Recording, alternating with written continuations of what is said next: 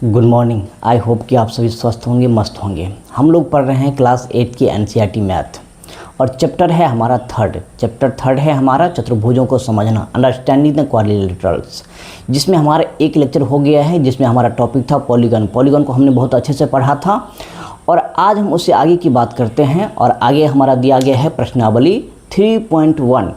तो आज के लेक्चर में हम प्रश्नावली 3.1 के सारे प्रश्न को एक एक करके देखेंगे। उन प्रश्नों को सॉल्व करने का, समझने का, जानने का क्या हमारा अप्रोच रहता है, तो उन्हीं चीज़ों को आज हम डिस्कस करेंगे और सीखेंगे। तो कौन सा है हमारा? ये हमारा है एनसीईआरटी मैथ्स। एनसीईआरटी मैथ्स हम लोग पढ़ रहे हैं क्लास 8 की। चैप्टर है हमारा थर्ड। चैप्टर का नाम क्या है? चतुर्भुजों को समझना। चतुर्भुजों को समझना, जिसको इंग्लिश में हम क्या बोलेंगे? अंडरस्टैंडिंग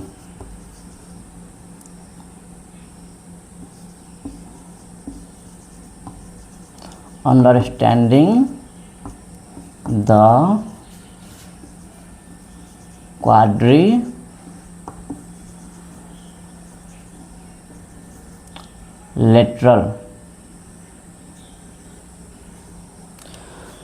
चैप्टर हमारा कौन सा है? चैप्टर है हमारा थर्ड, चतुर्भुजों को समझना, अंडरस्टैंडिंग द क्वाड्रिलेटरल्स, जिसमें हमारा एक लेक्चर हो गया था जिसमें हमने पढ़ा था पॉलीगन को। आई होप कि पिछला लेक्चर आप लोगों को पसंद आया होगा। और आज है हमारा लेक्चर 2। लेक्चर 2 के अंतर्गत हम इसी चैप्टर के अंदर पढ़ेंगे प्रश्नावली 3.1 में जो दिए गए प्रश्न हैं, उन प्रश्नों को हम पढ़ेंगे। एक एक करके हम सारे प्रश्नों को देखेंगे, उन प्रश्नों को कैसे सॉल्व करते हैं। तो आइए हम प्रश्नावली 3.1 की शुरुआत करते हैं।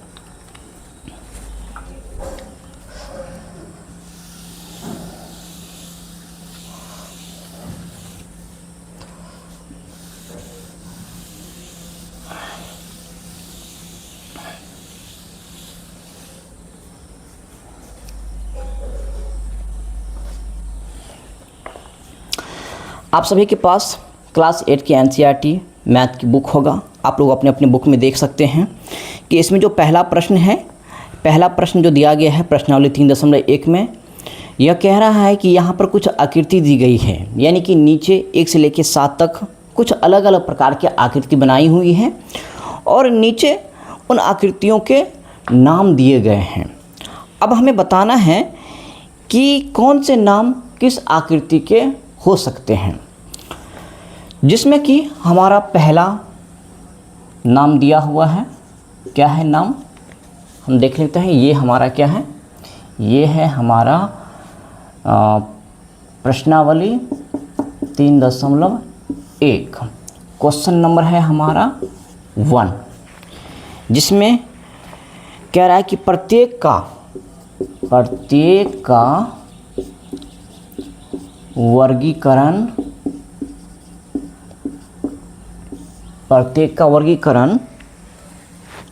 निम्नलिखित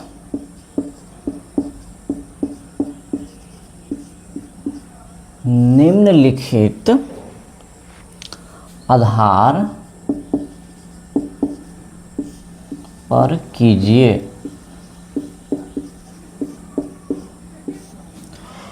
प्रत्येक का वर्गीकरण निम्नलिखित आधार पर कीजिए, जिसमें से पहला नाम क्या दिया गया है? साधारण वक्र।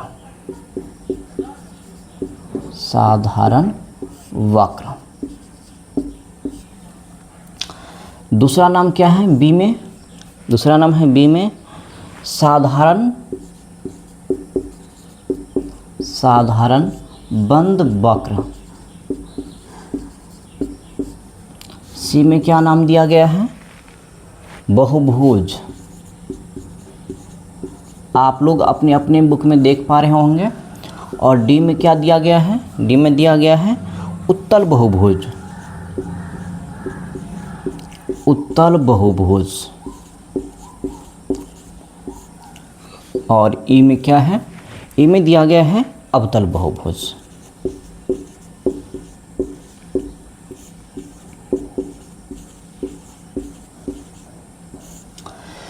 ये कुछ ए से लेके ई तक 5 अलग अलग नाम दिए गए हैं, जिसमें पहला है साधारण वक्र, बी में है साधारण बंद वक्र, सी में है बहुभुज, डी में है उत्तल बहुभुज और ई में है अवतल बहुभुज। और ऊपर कुछ आकृतियाँ दी गई है, आप सभी देख पा रहे होंगे 1 से लेकर 7 तक कुछ आकृतियाँ दी गई हैं। अब हमें इन आकृतियों को ध्यान से देखना है और पहचानना है कि ये जो नाम दिया गया है साधारण वक्र, तो इसके अंदर कौन कौन सी आकृति आएंगे, जिसमें कि हमारा पहला आकृति देख पा रहे होंगे बुक में आप सभी, दूसरा आकृति, 5वां, 6ठा और 7वां। पहला आकृति क्या है, पहला आकृति है ये कुछ इस प्रकार से आप सभी देख पा रहे होंगे।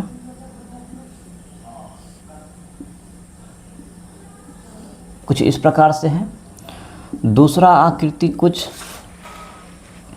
इस प्रकार से है, आप सभी देख पा रहे होंगे। और 5वां आकृति देख लीजिए आप लोग, कुछ इस प्रकार से बना हुआ है,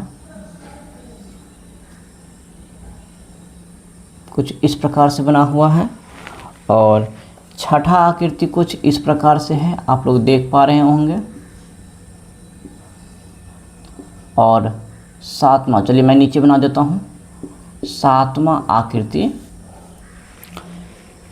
कुछ इस प्रकार से है, आप लोग देख पा रहे होंगे। मैंने कुछ आकृति बनाया है, एक आकृति ये है हमारा, एक आकृति ये है और एक आकृति ये है, एक आकृति हमारा ये है और एक आकृति ये है। आप लोग अपने अपने बुक में भी देख पा रहे होंगे। मेरी आकृति तो इतनी अच्छी नहीं बनी है, बुक में अच्छा बना हुआ है, तो आप लोग अपने अपने बुक में देख पा रहे होंगे।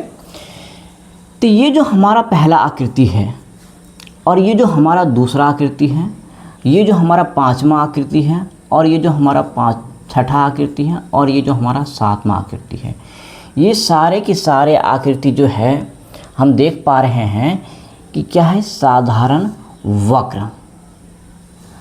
तो इसका मतलब ये जितने भी आकृति मैंने बनाए हैं, ये सारे के सारे आकृति किसके अंदर आएंगे, साधारण वक्र के अंदर आएंगे। दूसरा हमारा क्या दिया हुआ है, साधारण बंद वक्र।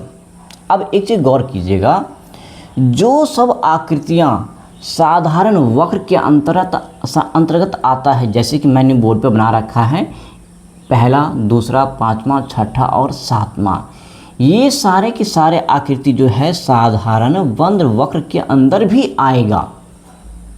यानी कि इस प्रश्न का आंसर भी यही होगा। तो हम इसमें क्या लिख देंगे, पहला, दूसरा, 5वां आकृति, 6ठा आकृति और क्या होगा, 7वां आकृति। यानी कि जो सारे आकृति साधारण वक्र के अंतर्गत आएंगे, वे सारे के सारे आकृति साधारण बंद वक्र के अंतर्गत ही आएगा। इस दोनों में बस इतना ही अंतर है कि इसमें क्या है, बंद नहीं बोला गया है, और इसमें कहा गया है कि वो आकृति कैसी होनी चाहिए, बंद होनी चाहिए। और हम देख पा रहे हैं कि ये सारे के सारे आकृति क्या है, वक्र भी है और कहीं से भी ओपन नहीं है, यानी कि ये सारे आकृति क्या है, बंद है। तो इसका मतलब जो आकृति साधारण वक्र के अंतर्गत आएंगे, वो सारे के सारे आकृति साधारण बंद वक्र के अंतर्गत भी आएगा। तो जो आंसर हमारा ए का होगा वही आंसर बी का भी होगा। आई होप आप लोगों को समझ में आया होगा। उसके बाद है हमारा बहुभुज। बहुभुज के अंतर्गत कौन कौन से आकृति आएंगे, तो आप लोग पिछले लेक्चर में जो मैंने पढ़ाया था, आप लोगों को याद होगा कि बहुभुज क्या होता है। बहुभुज क्या होता है कि केवल रेखाखंडों से घिरा हुआ सरल बंद आकृति को हम बहुभुज कहते हैं। बहुभुज बनने के लिए कम से कम 3 रेखाखंड होनी चाहिए। तो उसी बात को आप लोग क्या करेंगे, एक बार रिमाइंड करेंगे यहाँ जो 1 से लेकर 8 तक आकृति दिया गया है, आप लोग इस आकृतियों को ध्यान से देखें और ये पहचानने की कोशिश करें कि इसमें ऐसे कौन कौन से रेखाखंड ऐसी आकृति हैं जो 3 या 3 से अधिक रेखाखंडों से घिरा हुआ बंद है। तो आप लोग देख पा रहे होंगे कि आकृति जो है हमारा है पहला नंबर, और आकृति जो है हमारा दूसरा नंबर। क्या और भी कोई आकृति है क्या? तीसरा तो नहीं है हमारा। क्या चौथा है? हाँ, चौथा है हमारा, चौथा आकृति भी होगा। इसके अलावा क्या पांचवा होगा? नहीं, पांचवा तो नहीं होगा।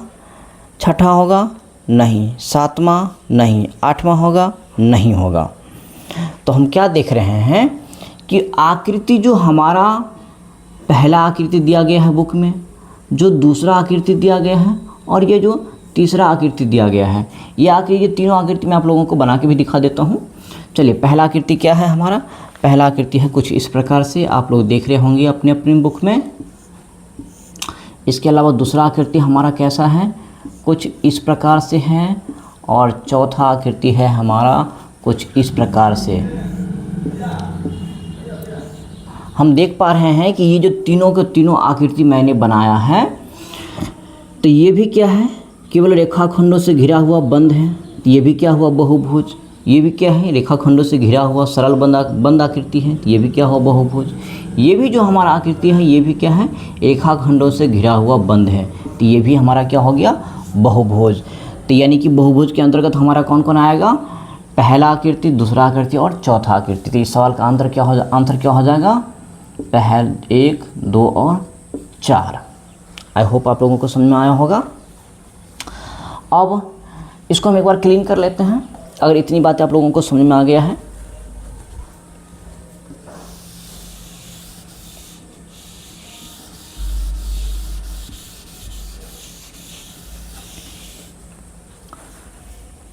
चलिए देखते हैं। अब है हमारा उत्तल बहुभुज। आप लोगों को याद होगा पिछले लेक्चर में मैंने समझाया था कि उत्तल बहुभुज क्या होता है। कोई भी बहुभुज जिसमें अगर हम विकर्ण खींचते हैं तो सारे के सारे विकर्ण अगर उस आकृति के अभ्यंतर यानी कि अंदर में स्थित होता है तो वो क्या होता है? उत्तल बहुभुज। लेकिन अवतल बहुभुज का क्या था?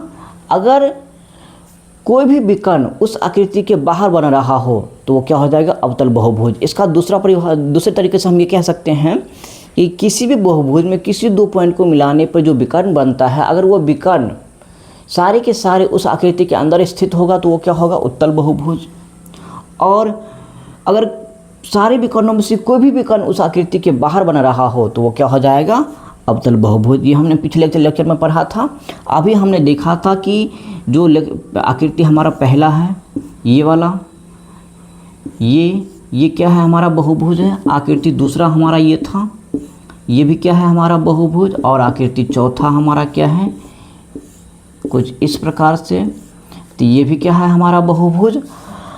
अब इसी में हमें पहचानना है, क्योंकि ये जो उत्तल और अवतल बहुभुज है ये तो बहुभुज का ही प्रकार है। इसका मतलब इसका आंसर जो है इसी तीनों में से कोई होगा। आप लोग समझ पा रहे होंगे।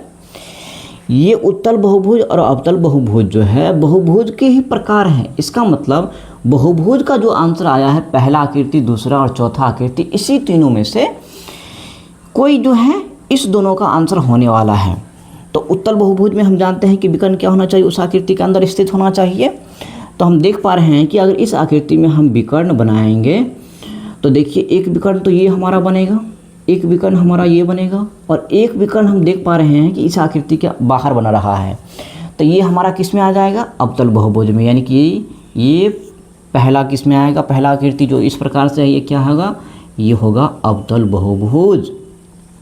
अगर इस आकृति में हम विकर्ण बनाएं तो देखिए एक विकर्ण क्या होता है? सामने के सामने को कोण को मिलाने वाली जो रेखाखंड होती है, अगर इसको हम मिला दें तो ये दूसरा विकर्ण हो गया। इसमें जितने भी विकर्ण हैं ये सारे के सारे इस आकृति के अंदर स्थित हैं। इसका मतलब ये क्या होंगे? ये हो जाएंगे हमारा उत्तल बहुभुज। आकृति कुछ इस प्रकार से है। इसके बाद इस आकृति की हम बात करते हैं। अगर इस आकृति में हम विकर्ण बनाएंगे तो हम देख पा रहे हैं कि ये तो विकर्ण है, जो इस आकृति के अंदर में स्थित है। लेकिन इसके और भी ऐसे विकर्ण हैं जो इस आकृति के बाहर बना रहा है, जैसे देख पा रहे हैं ये भी क्या होगा, इस आकृति के बाहर बनेगा। इसी प्रकार से ये भी इस आकृति के क्या होगा, इस आकृति के बाहर बनाने वाला विकर्ण होगा। इसी प्रकार से ये भी इस आकृति के बाहर बनाने वाला विकर्ण है। तो हम देख पा रहे हैं कि ये जो हमारा बहुभुज है इसमें बनने वाले विकर्ण इस आकृति के बाहर बना रहा है। तो इसका मतलब ये किस में आ जाएगा, ये आ जाएगा हमारा अवतल बहुभुज में। आई होप आप लोगों को ये चीज़ें समझ में आया होगा। आई होप आप लोगों को समझ में आया होगा। तो हमने देख लिया कि कौन कौन से आकृति जो है साधारण वक्र के अंतर्गत आएगा, कौन कौन सी आकृति जो है साधारण वक्र वक्र के अंतर्गत आएगा, और कौन कौन सी आकृति जो हमारा बहुभुज के अंतर्गत आएगा, और ऐसी कौन से बहुभुज हैं जो हमारे बहुभुज के अंतर्गत आएगा, और ऐसे कौन से बहुभुज हैं जो हमारा आएगा अवतल बहुभुज के बारे में के अंतर्गत हमने देख लिया। अब इसको हम एक बार क्या करते हैं, फिर से फेयर कर लेते हैं ताकि आप लोगों को कोई कन्फ्यूजन न हो। तो देखिए, ये जो हमारा आकृति 1 से लेकर 8 तक दिया गया है, इसमें जो शेष आकृति रह गई है वो हमारा इसमें से किसी के अंतर्गत नहीं आएगा।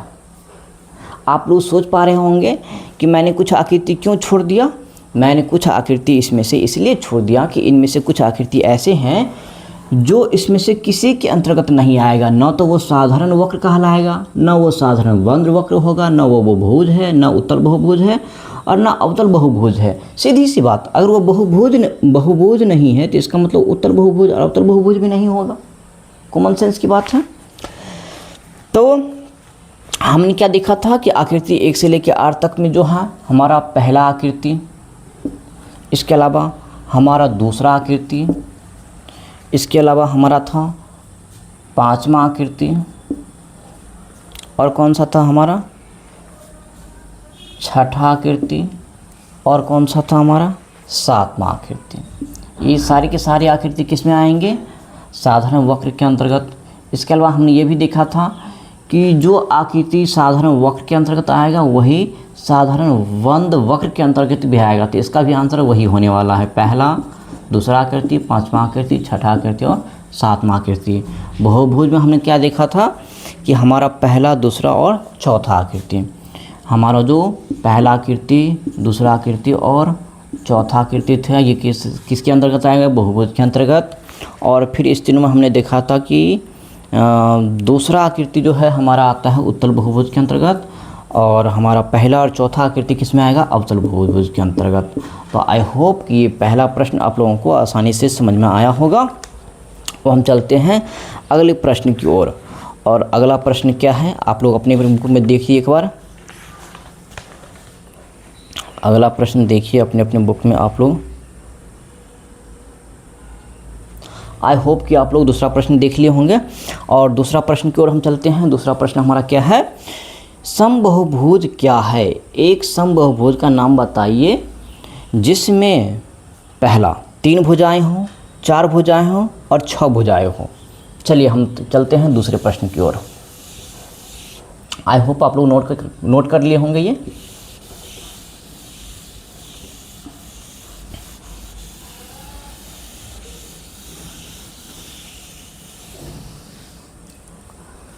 चलिए हम चलते हैं दूसरे प्रश्न की ओर। और दूसरा प्रश्न हमारा क्या है, दूसरा प्रश्न है हमारा समबहुभुज। समबहुभुज क्या है, समबहुभुज क्या है। और इसमें एक लाइन दिया गया है, क्या दिया गया है, चलिए इसको थोड़ा ऊपर लिख लेते हैं। एक समबहुभुज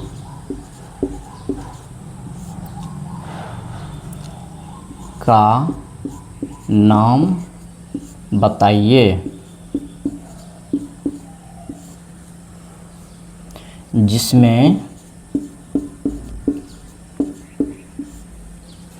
पहला सवाल, पहला क्या है, दूसरा का पहला में 3 भुजाएं,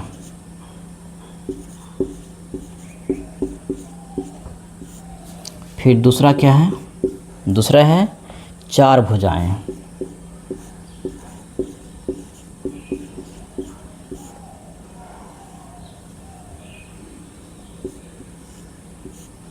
और तीसरा क्या है, तीसरा है छह भुजाएं।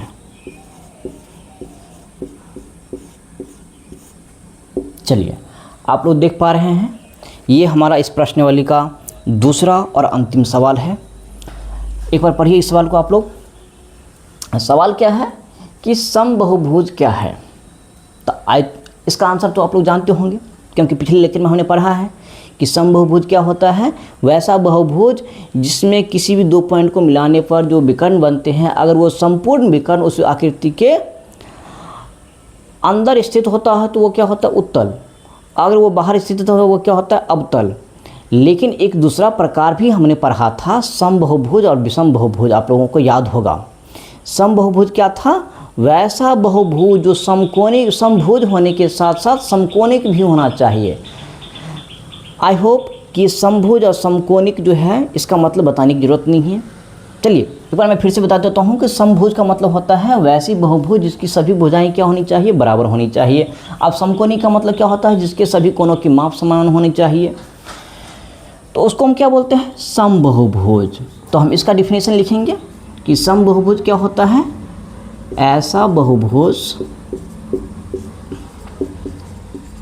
ऐसा बहुभुज जिसके भुजाएं समभुज हों तथा कोण समकोणिक। मैंने क्या लिखा है, ऐसा बहुभुज जिसकी भुजाएं समभुज हो तथा कोण समकोणिक हो। समभुज का मतलब क्या हुआ, जिसकी सभी भुजाओं की माप क्या होना चाहिए, समान। और समकोणिक का मतलब क्या हो गया, जिसके सभी कोण की माप समान होना चाहिए। तो ये तो हमारा क्या हो गया, ये तो हमारा समभुज का डिफिनेशन हो गया, परिभाषा।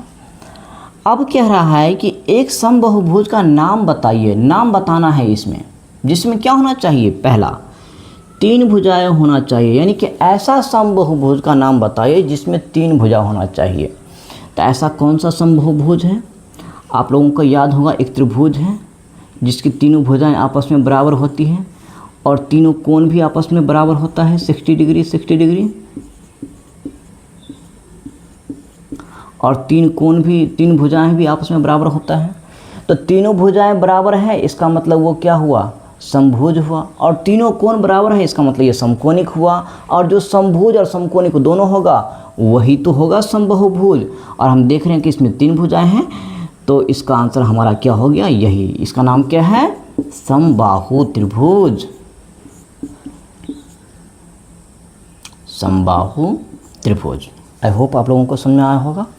दूसरा है हमारा चार भुजाएं, यानी कि ऐसा समबहुभुज का नाम बताइए जिसमें चार भुजाएं होनी चाहिए। तो ऐसा कौन सा आकृति था, हमने पढ़ा था पिछले लेक्चर में, ऐसा आकृति था हमारा वर्ग। वर्ग में क्या होते हैं, चारों भुजाएं आपस में बराबर होती हैं, इसका मतलब ये समभुज हुआ। और प्रत्येक कोण 90 डिग्री हुआ, यानी कि प्रत्येक कोण की माप समान है, इसका मतलब ये समकोणिक भी हुआ।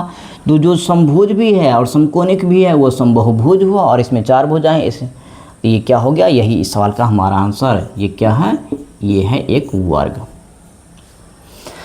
फिर तीसरा क्या है, ऐसा समबहुभुज बताना है जिसमें 6 भुजाएं होनी चाहिए। तो ऐसा कौन सी आकृति होगा, चलिए आपको नहीं पता है, मैं बताता हूँ ऐसी कौन सी आकृति है। तो ऐसा आकृति है हमारा ये, ऐसा आकृति है हमारा ये। इसको हम बोलते हैं षष्ठभुज, जिसमें 6 भुजाएं होती हैं और सभी भुजाएं आपस में क्या होनी चाहिए, बराबर होनी चाहिए। और सभी कोण समान होंगे तो क्या होगा, समकोणिक होगा। इसको क्या बोलते हैं, इसको बोलते हैं षष्ठभुज। लेकिन ये कौन सा षष्ठभुज होगा, समषष्ठभुज। क्यों बोलेंगे इसको, क्योंकि इसमें सभी 6 भुजाओं की माप जो है वो समान होना चाहिए, तभी वो समबहुभुज के अंतर्गत आएगा। और सभी कोण भी समान होना चाहिए समकोणिक होने के लिए। तो यानी कि ये समभुज और समकोणिक तो होगा तभी ये समबाहुभुज होगा, और समबाहुभुज होगा, ये छह भुजाएं हैं, तो यही हमारे इस सवाल का आंसर होगा। तो आई होप कि आज के लेक्चर में ये जो हमारा प्रश्नावली दिया गया है 3.1, इसके अंतर्गत जो पहला और दूसरा प्रश्न है, मैंने बहुत अच्छे से आप लोगों को समझाने की कोशिश किया है। आई होप आप लोगों को समझ में आया होगा और ये लेक्चर भी आप लोगों को पसंद आएगा। अगर फिर भी किसी तरह का डाउट रह जाए तो आप कमेंट कर सकते हैं, मैं फिर से एक्सप्लेन कर दूंगा। तो आज का हमारा लेक्चर यही रहेगा, और आगे के लेक्चर में हम आगे की चीज़ों को सीखेंगे, जानेंगे। तो हम मिलते हैं नेक्स्ट लेक्चर में। Have a good day, thank you.